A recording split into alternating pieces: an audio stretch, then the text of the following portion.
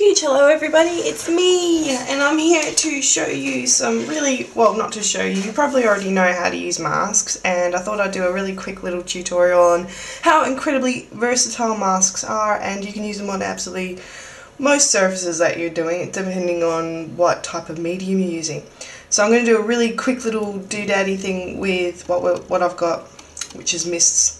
And I'll show you some things I've done with some paint as well, because I'm using the awesome little mask that we got in April's kit from A Piece of Cake Designs, and I'm absolutely loving it. I love it. I'm using it on most of my layouts this month because it's just incredible, and I probably will keep using it because it's such a great little mask. So obviously you know how to use masks. You get your mist, you get your paint or whatever, and you just spray over it and take it off, and ta-da! That was a bit too much mist. Oh well, but that's okay. But you get the idea. I'm sure you've done masks. Everybody's done masks, you know. Well, mostly everybody. Anyway, the cool thing is that I'm doing with masks at the moment is I'm going that one step further, and I'm actually starting to double up on masks so that I've got more interesting layers happening on my page. So I start with my darkest, or sometimes my lightest, depending on the effect I want to go on. So say I've started with the blue, now we can go with like a bright red, which I'll show you in a second. You're generally going to have the idea of what's going to happen. I spray it, I take away the star, but I've still got that really bright blue bouncing out off the actual page again. And then you can take it another step further and take something else that you wanted to mask, which I've got a little grid thing happening here. And then I could put that on, say, side on like that. Grab my yellow, spray that on, and then you've got something else happening. So, you know, just with a few different masks or things that you got laying around that you want to make masks out of, you can have all these layers coming out in that one background, and then you can scrap on top of that. Another thing I'll show you, something that I've done earlier, which was with paint, and I really badly wanted to do this because with a credit card or a piece of hard plastic dragging the paint along. So as you can see, I've used the mask here, pop that on, did a bit of black paint on, and you actually have to dab it or paint it over so it goes into the little tiny rivets.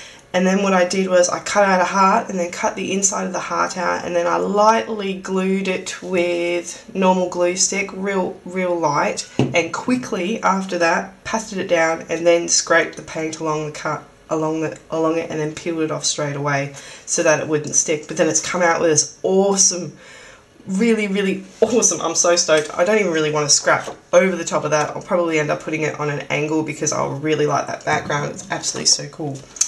Okay, so that's basically what I wanted to show you, was just, come on, you know, let's layer our masks, because, you know, you do masking, well, I've done masking quite a bit, and I'm trying to find different ways to use them. Another thing I wanted to do was actually use paint on a bit of cotton or canvas. I've got quite a lot of canvas hanging around at the moment, so I'm trying to figure out ways to use them up. So this is one that I painted, and that's just with a mask, of course. Bit of masking here, a bit of black paint, and a bit of this mesh stuff, and I was trying to do that even though the paint didn't seem to want to work properly, so I thought I'll do a quick one with my mist, which I don't think it's going to work. I have this horrible feeling it's just going to seep through and look terrible, and yeah, that's exactly what happened. Okay, we won't do that then. We'll just use this one then. Let's use the blue, because what I was going to do with this was end up using it as flowers. Oh, that's much better. Oh, look at that. See, but then, as I was saying with layering, you know, did the green underneath, do the blue on top, and what do you got? You've got a nice, beautiful mixture of colours. And what I was doing, I even tried it out on a bit of felt as well, because I thought, oh, I want some texture on my layout, and I thought I'd roll them up and make some flowers out of them. So that's pretty easy. Cut your strip off, and then roll it in to the size of it. Obviously I'll use glue on this. I've got fabric glue, so I think it's Hamish's fabric glue. Yeah, oh my god, no heart. Helma fabric glue. This stuff is incredibly awesome. I mean, it's expensive. It's $7.45, which is actually quite not expensive, but I love it. I use it with all my like doilies and fabrics that I use. Anyway, I keep on rolling. What I do is actually put glue in between the seams so it all will stick together. But then you'd have a cute little tiny rolled flower like so. And then, you know, you could pop that on, where is it, that background? Having that come out onto that background, it echoes that same print. So then it ties into it, and also the red just jumps off so nicely. So those are just really quick tutorials today showing you what you can do with masks. And hey, come on, we love layers. That's why we're in scrapbooking. We just love the layers, and it's more interesting and it's so much more fun. Just make sure that when you are making the layers that you sort of have a bit of a colour plan. I usually take out the A4 pages and have a play around to see what colours I like first before actually getting onto my beautiful cardstock. I did prep this for this. I did put some gesso on it. Remember, when you're using a bit of gesso on top of your actual cardstock, the soakage difference between the actual inks are different. So I'll show you what I mean. We'll quickly just grab, where'd that star go? Alright, we'll grab this. And what we're going to do is we're going to use yellow on the bottom.